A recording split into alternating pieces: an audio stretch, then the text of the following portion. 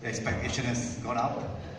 I will have I'll try to shorten my presentation so that it won't bore you. At the same time, I'm trying to pre-answer some of your possible questions. Okay.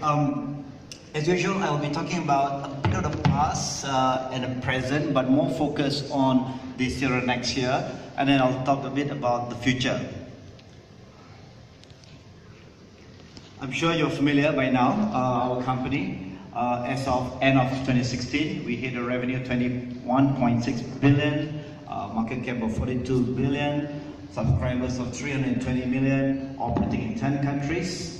Out of the 10 countries, 8 are mobile only, whereas we do have other operations in Myanmar and also in Pakistan, in tower company, and also our fiber company. Okay, here's the agenda. Like I said, a bit about the past, but I'll try to make it as short as possible. I'll talk about 2016. I'll focus a bit on more on 2017 and 18, and a bit on the future. Let's talk about the past for the time being. Many of you have been here many times, have seen this similar chart about our vision then, where we started in 2018, 2008 rather, and all the way to the past. And as you can see, over the last, from the inception to end of 2015, we have done extremely well in almost every aspect. You can see the chart on revenue, EBITDA, and PATAMI has been growing, generally speaking. If you look at from the beginning to the end, on the right-hand side of the chart, revenue grew 2 times, EBITDA almost 2 times, PATAMI 1.5 times, ROIC 1.2 percentage points, and market cap more than 2 times. That's on the bar chart on the right. We've also built a new company from scratch. This company we conceived this company back in 2014. After a few years, it's now the 12th largest tower company, independent tower company in the world, with 17,000 towers operating in 6 countries. Right? This is and the valuation recently, as you know, 1.5 billion US as an implied valuation based on investment made. So this is a new company, and yet within a short period of time, from scratch, it became one of the largest in the world. At the same time, over the last 3-4 years, we have built a couple of many digital brands, 29 brands in total, 12 joint ventures with SK Planet in South Korea, and some other companies in the States, and a few others also. And that company, as you can see, some of them are quite recognizable, like 11th Street. Most of you, I hope, are using 11th Street. Yonder, I hope at least many of you are using the Yonder music, and a few others which we might recognize. These companies operate in 10 countries, as you can see from this chart. Now, that's the past. Great past in our golden years, so to speak. But as you know, 2016 not our best year. I call it an aberration because it's our major hiccup. Although, as you can see from this chart, we have a pretty good revenue and EBITDA growth. Revenue grew from 19.9 billion to 21.6 billion, growing at 8%. EBITDA double-digit 10% from 7.3 to 8 billion. However, as you can see, profit down quite significantly because of both external and internal issues. As you can see, however, 2 of our operating company didn't do as well. The rest did extremely well. Now, we had a perfect storm, shall I call it, last year that affected our PAT quite badly. Not obviously, one of the issues have been the unprecedented external event. As you know, Forex hit us quite badly. We lost about 600 million due to Forex alone. Of course, the biggest portion is purely an accounting loss, unrealized loss, but still, from accounting perspective, it's a loss. When we started the year, it was ringgit to US was around 3.5. We ended about 4.8 against US. So that has hit us very badly. Of course, we couldn't actually predict that. Now, to make things worse, there was a year we invested 1.4 billion buying into Ncell and Nepal in US dollar. Unfortunately, the only way is to pay in US dollar. Regulatory has been also unkind to us in 2016. As you know, in Malaysia alone, we had to pay 820 million, very much unexpected, for spectrum. For many, many years, we didn't have to pay that amount of money in one lump sum. Unfortunately, last year we, and of course the other industry players too. And there are other regulatory issues, new taxes in Sri Lanka and so on and so forth. Some of them are pretty new and I would say quote-unquote creative tax. Last but not least, competition is heightened. Competition is always the case, there's no question about that. But last year was quite unprecedented. For example, in India, there's one company who spent about 25 billion US dollar. That's more than 120 billion ringgit in 4 years to build a very big network. And that's the good news or bad news. But the bad news is that they offer free, totally free. And it's extremely hard for our company in India to compete when someone has a very good network and offer it free. To put in perspective, 120 billion worth of investment, it took our industry in Malaysia 2 decades to spend that amount of money, all of the players in the industry. And they did it in 4 years, just one player. So you can see the magnitude of the investment and impact to us, especially when they did it for free. There are other competitive scenario too in Singapore, even before the fourth operator came in, and suddenly the industry became very, very fierce and affected our company in Singapore too, and also definitely in Malaysia. At the same time, we do realize that we are not a short-term company. We wanted to accelerate some investment, and we have accelerated investment in many areas. And one of them, of course, is the merger of Robi in Bangladesh and Airtel to make it by far the second largest company in Bangladesh. An Axiata acquisition, as mentioned, in Nepal, 1.4 billion, 1.365 billion to be precise. And of course, we spend a lot of money doing a lot of network modernization. The impact of which, of course, is a combination of forex impact and also depreciation impact for last year. But of course, not to blame on external factors. For a fact, 2 of our companies did do very well. One did, I would say, quite badly, but the other one did do as well as we expected. The other 6 did very well, and a couple of them did extremely well.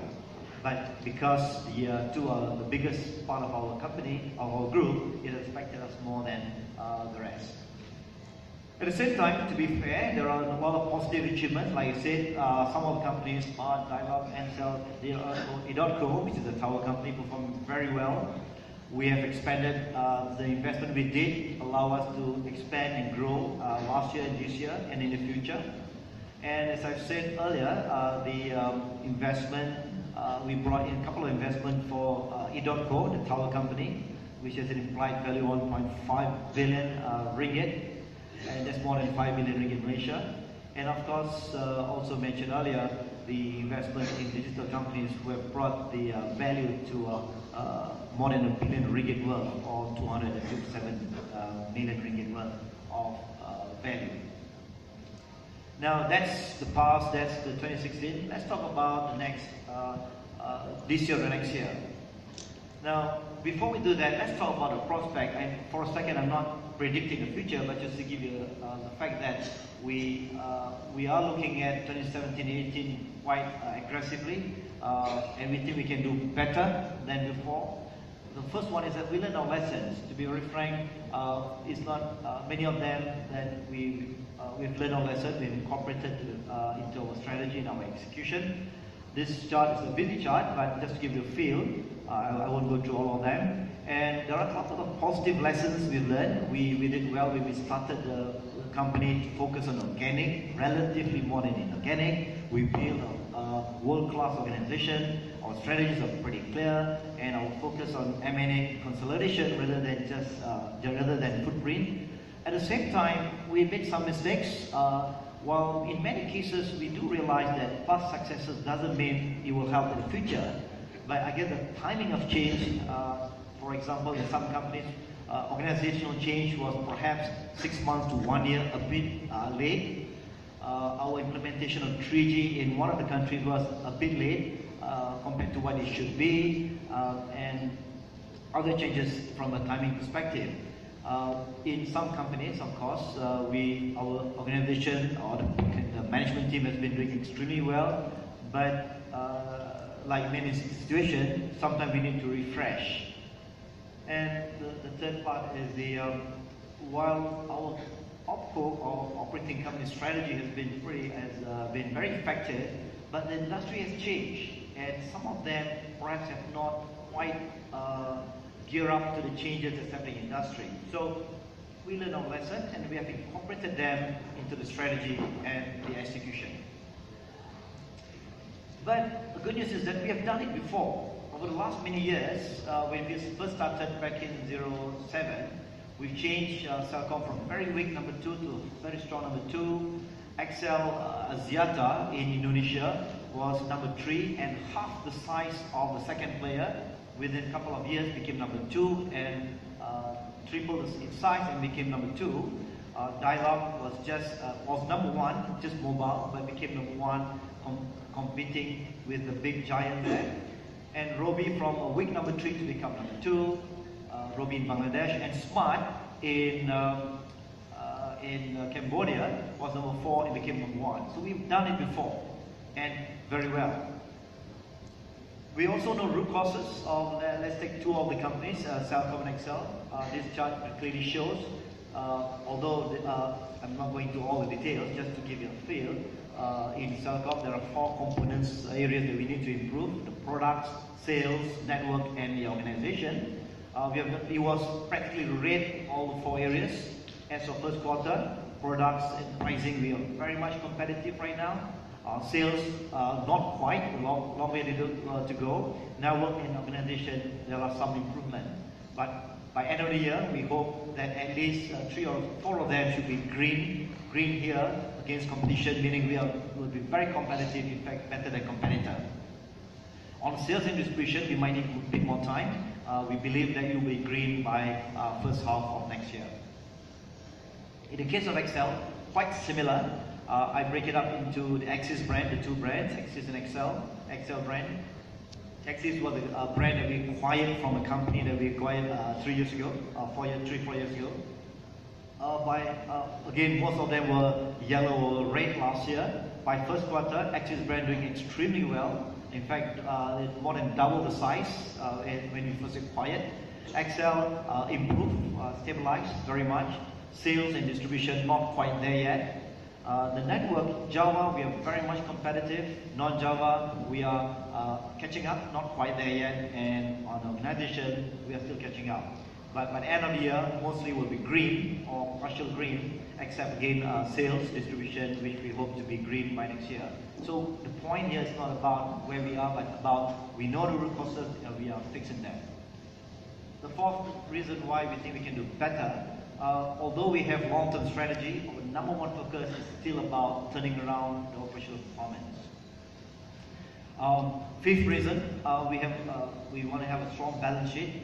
As you can see from this chart, it's a very busy chart. The first pie chart showed where we were end of last year. Our gross debt to EBITDA, one measurement that's being used very much by the rating agency in our banks, at 2.64. The most comfortable level is 2.5 and below. 2.64 is not bad, but it is perhaps not as what we like to have. And we did have a cash balance of 5.3 billion. At the end of first quarter, as you can see from the second pie, the gross debt EBITDA reduced quite significantly to 2.4x, which is very comfortable. And we have a significant cash balance of almost 7 billion ringgit cash on hand. Now you can see from the chart also that we do have 46% in local currencies and about 54% in US dollar, out of which roughly about half have been hedged, the half not hedged. It's by plan, of course, as you know, you hedge everything, it's very expensive. If you don't hedge, you'll be susceptible to Forex. So a 50-50 is a very good balance. By end of next year, from a medium-term projection, we hope to have more local currency rather than US dollar, and to reduce the debt from an absolute perspective, from 20.7 to less than 20 billion, and to have a gross debt at a very, very comfortable level. The sixth reason why we think we can do better, We are very focused on costs. We have announced and declared publicly this year we're going to take 800 million costs from OPEX and CAPEX. And for the next 2 years, 2017, 18 and 19, we intend to reduce costs by 1.5 billion ringgit, both OPEX and CAPEX. And at some reason, we have refreshed our operating company boards in practically all the boards in most of the companies, and revamped at least 2 of them in a very significant way, and also the management teams of many of our operating companies. So we have a new team coming into 2017 and future. I'm not sure number 8, and number 8, as you know, has been very painful for me and the management team. We've been punished enough. Our shares that we received in 13 and 2014 practically was 0 because we didn't perform and we didn't deserve that. But on a positive side, we are now very committed and energized to make sure that we work better the next 2 years. So that's the prospects. But to be fair, I'm not saying that life will be rosy and always very good. We are always susceptible to pricing. I use the word above expected. Competition, like I said, has always been there. But when people offer free, it's pretty tough to bid, or they offer extremely competitive pricing, it's pretty tough. And we did receive or experience some surprises last year, politically and regulatory-wise. There were change in government, change in minister, change that has affected us. We hope that too many of them in the future, and last but not least, the forex volatility. Those could be the challenges in the future. Now let's look at the first quarter as a checkpoint for our progress. From this chart, as you can see, on a year-to-year basis, revenue and EBITDA, we grew 17.4% revenue-wise, EBITDA 14.9%. However, profit is still some work to be done on a year-to-year basis compared to the first quarter last year. However, on a Q basis compared to last quarter, you can see that the results have been quite encouraging in all metrics, all round. Growth in EBITDA, revenue, PATAMI, and even normalized PATAMI in a big way. So I'm not saying life is going to be good, but at least you can see pretty encouraging signs. Let's talk about the future. We talk about the past, we talk about the medium term, let's talk about the long term. Our vision is to be a digital champion. And it's a big word. I know it means so many things to so many people, but this is the world of digital. Everything is digital, and we do not want to be just a company providing services, but we want to be a digital champion. Now, you've seen a series of charts last year, but I'm going to just shorten it a bit because of time. To cut it short, like I said, our vision to make this company, this group, a digital champion, providing services based on digital services. And we do have 8 what we call significant or major strategic initiatives, what we call Axiata 3.0. And again, to remind ourselves, number one objective priority is still about turnaround. So to put it into perspective, we want to aggressively transform the core. We're going to change the core, make it a digital company. We want to moderately expand the core into new businesses, new opportunities, and we do want to acquire, but very selectively, new core. There are 3 areas where it's transforming the core. Operational turnaround, like I said, is number 1 priority. Functional superiority, network superiority, IT superiority, and the digitization of our company. That's very key.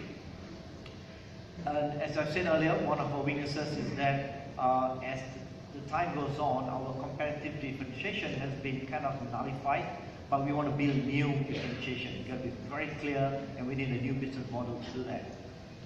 As you can see from the other 3, we obviously want to build new growth areas and for the future, and we want to we like to see the industry, practically all the markets, to rationalize or restructure, and we need to have an optimum portfolio so that we have a strong balance sheet for growth and to support our future. Also, sustainability is very important. This is not short term, it's not long term. And last but not least, the people and organization. I won't go through all of the 8. I will just focus on 3 of the 8 areas again to give you a feel of what we want to do in the future. The first one is the operational turnaround of Celcom XL and costs.